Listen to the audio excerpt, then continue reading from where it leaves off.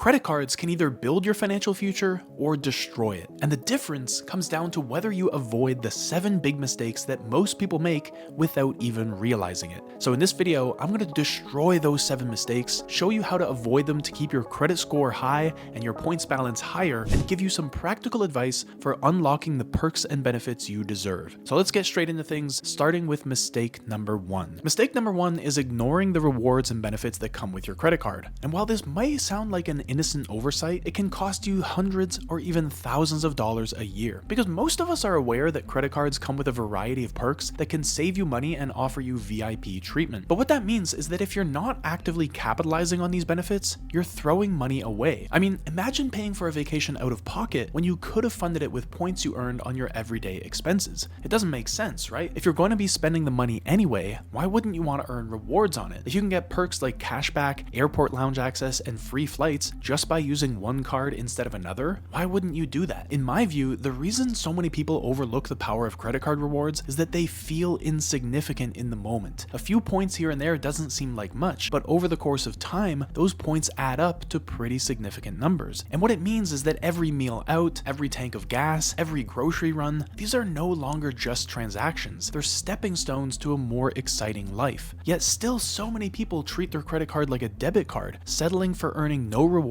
when they could be earning so much more in return. So mistake number 1 is ignoring your credit card rewards and benefits. But it's also about seeing things too narrowly and thinking short term. Maybe a credit card won't change your life in the next 7 days, but if you look out 7 months or 7 years, using credit cards smartly can lead to an entirely different future. And the fix here isn't complicated. It just comes down to shifting your mindset. Start seeing credit cards as tools that work for you, and then select the best tool for the job. I'll dive into some specific cards in a few minutes here so you can learn exactly which cards to use to get the most out of your spending. But for now, we need to move on to mistake number 2, which is carrying a credit card balance. What exactly does it mean to carry a balance on your card? When you get a credit card, you need to understand that that's borrowed money. And if you don't want to get charged interest, you need to pay back the bank at the end of every statement cycle. But some people get a credit card and they think, oh, I've got a $2,000 credit limit. I'm just going to use some of the money and I won't bother paying it all off. I'll pay some of it off and I'll carry the balance over onto my next statement, thinking that they're just going to pay it off at a different date. But then they keep kicking the can further and further down the road by carrying the balance month after month after month. And maybe you're wondering, why is that a bad thing? Well, for one, paying interest on your credit card is absolutely unnecessary. Nobody needs to pay credit card interest because nobody needs to go into credit card debt. And you probably already know this, but credit card interest rates are some of the highest you'll find anywhere, generally around 20 to 30%. That's crazy, but somehow people still do it. Don't be one of those people, because the minute that you start paying credit card interest, one, you're paying for my free vacation and everyone else's free vacation, because the interest you're paying is how the banks make the money to pay out such lucrative rewards. But second, credit card debt is crippling, because before you know it, you're carrying a balance on multiple cards and you're paying 20 to 30% interest on all of them. That's a very slippery slope. So don't go down that path. Don't carry any sort of balance from month to month, even if it's just $1. You need to pay back your entire balance in full on or before the due date so you don't pay any interest, because that's how you win the credit card game. The moment you start paying interest, you've lost. So to be clear, here's what you should be doing. Pay your balance in full every month, and ideally set up automated payments so you don't forget to pay. And of course, this assumes that you're not spending money that you don't have. Just because your credit card lets you spend $1,000 or $5,000, it doesn't mean you should, and you definitely shouldn't if you don't have at least that much in your bank account to pay it off. Now, mistake number 3 is only making the minimum payment. And this one is really common because it's so easy to fall into this trap. You get a new credit card, you start using it, and the bill comes and it says you can pay off the entire statement balance, which might be $1,000, or you can make the minimum payment, which might be $20. And then the next month you do it again and you think to yourself, I'm paying my bill, so I'm all good. In reality, you're paying off a small portion of what you owe and carrying the rest as debt into the next month. And this is what I talked about in mistake number 2, carrying a balance from month to month. Because whether you don't pay anything at all or you just make the minimum payment, you're going to pay interest on whatever you don't pay. So if you owe $1,000, don't just pay the $20 minimum payment, because that's going to put you in a cycle of credit card debt that's really hard to get out of. Instead, pay the full $1,000 and keep yourself interest free. So mistake number 4, and this ties in perfectly with mistake number 3, is using your entire credit limit. Because so many people get a credit card and then they're tempted to use up their entire credit limit. And they say, I've got a $10,000 limit, so I'm going to use it all. But that's the wrong way to go about things. Because even if you pay off your entire $10,000 balance by the due date, so you never have to pay any interest. The mistake you're making is pushing your utilization too hard. Let me explain. Your credit score has 5 key components to it, and the second largest component, which accounts for 30% of your credit score, is your credit utilization, which is basically how much of the credit available to you that you're actually using. So if you have a $10,000 credit limit and you use all $10,000, that's a 100% utilization. But that's too high. Banks like to see a utilization of under 30%, because the more credit you use, the riskier you become in their eyes. And the riskier you become, the lower your credit score will be. So what should you do instead? Well, ideally, don't use more than 30% of the credit available to you. So if your limit is $5,000 a month, don't use more than $1,500. And if it's $10,000 a month, then don't use more than $3,000. But if you have to go above that 30% threshold, you can still be strategic in how you manage your spending once you understand how your credit score works. Basically, on the date your statement cycle closes each month, your bank will tell the credit bureaus how much of your credit you're utilizing. So if your utilization is high on that date, the credit bureaus will see it and your credit score might drop, because it's a red flag to them if your utilization is so high. But if your utilization isn't high on that specific date, then they won't see it and your credit score won't drop. So here's what you have to do. Just make sure that you're back under 30% by your statement close date. That means you'll need to pay off some or all of your statement before your due date, because your statement close date and your due date are not the same. Of course, increasing your credit limit doesn't mean you go out and spend a bunch more money. No, you do it so that you can keep your utilization ratio as low as possible, which will bump up your credit score. And so I talk about climbing the credit card ladder in another video, and the whole idea there is that you want to get to your first card and then upgrade to a better card and then upgrade to an even better card. And one of the hidden benefits of climbing that ladder is that you'll increase your credit limit at the same time, which will increase your credit score, which makes you eligible for even better cards. It's like an upward flywheel that just makes things better and better for you. So I'll link to that video up here if you want to learn how to move up super quickly like that. But whether you do or not, you definitely want to be aware of your utilization and keep it low whenever you can. Mistake number 5 is using cash advances, which can have serious consequences if you aren't careful. A cash advance is when you borrow money directly from your credit card issuer, and unlike regular credit card purchases, it usually involves withdrawing cash from an ATM or over the counter at a bank using your credit card as the source of funds. And while this may seem like a convenient way to access some quick cash, it's one of the most expensive and risky ways to borrow money, because cash advances come with extremely high interest rates that are often even higher than the rates for regular credit card purchases. If your credit card charges you 20% interest on purchases, a cash advance might carry a rate of 25% or even higher. And what's worse, there's no grace period for cash advances, so interest starts accruing from the moment you withdraw the cash, even if you pay off your balance in full by the due date. Plus, on top of the high interest, most credit card issuers charge a separate cash advance fee, typically 3 to 5% of the amount withdrawn, and if you withdraw the cash using an ATM, you might also face additional ATM fees, driving the cost even higher. But the financial costs are only the beginning, because cash advances can also hurt your credit score. They increase your credit utilization ratio, and if you make large cash withdrawals, it can make it look like you're relying heavily on credit, which can also lower your score. And frequent cash advances can also signal to lenders that you're in financial distress, which makes you appear even riskier and also lowers your score. And so over time, relying on cash advances can trap you in a cycle of debt where you're constantly borrowing more to cover the interest and fees on your existing debts. So definitely avoid any temptation to use cash advances, because you'll pay way too much for any convenience they offer. So now I want to zoom out a bit for these next few mistakes, starting with mistake number 6, which is not using a credit card at all. This is a common issue, especially among people who prefer using cash or debit cards for their everyday spending. Because even though it might seem like a safer or simpler approach, avoiding credit cards altogether can mean missing out on significant benefits, and it can even hurt your financial health in the long run. For example, one of the biggest advantages of using a credit card is purchase protection. If you buy something that's defective or damaged, your credit card issuer will help you dispute the charge and get you a refund. And this is a level of protection you definitely don't get with cash or with debit cards. And along the same lines, many credit cards also offer extended warranty coverage on the items you buy. So for example, if you buy a laptop with a 1-year manufacturer's warranty, your credit card might extend that warranty by an additional year, which could save you hundreds or even thousands of dollars if you run into problems with the laptop down the road. But another benefit, as I've been saying, is that using a credit card is one of the easiest ways to build and maintain a strong credit score. And a strong credit score is essential for securing loans, mortgages, and even a lot of rental agreements. So without a credit card, you're missing out on the opportunity to demonstrate your creditworthiness to lenders, and you're hurting your credit score in the process. So to put that another way, if you've never used a credit card to build up a strong credit score, you're almost certainly going to pay a significantly higher interest rate for a mortgage than you would if you'd been using credit cards for years. On top of that, credit cards offer strong fraud protection. If your card is lost, stolen, or used fraudulently, you won't be held liable for any unauthorized charges. With a debit card, your bank account could be completely drained and you may not ever get that money back. So credit cards provide an important extra layer of security. But the biggest benefit you're missing out on if you don't use a credit card is the ability to earn rewards, which we already talked a little bit about. So now we need to move on to mistake number 7, and this is one that could potentially cost you hundreds, thousands, or maybe even tens of thousands of dollars, and that's using the wrong type of credit card.